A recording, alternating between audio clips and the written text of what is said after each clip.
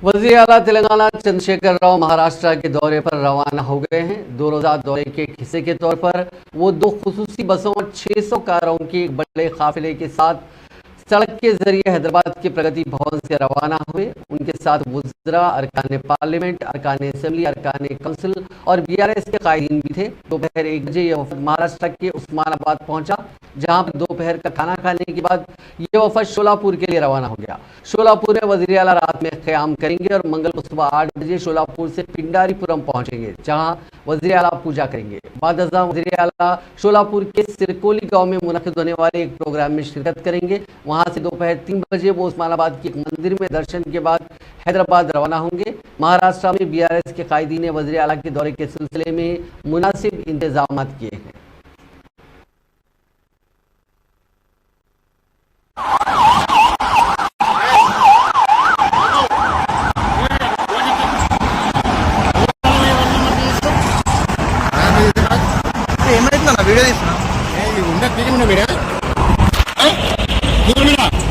video తీసుకోవాలని చెప్పి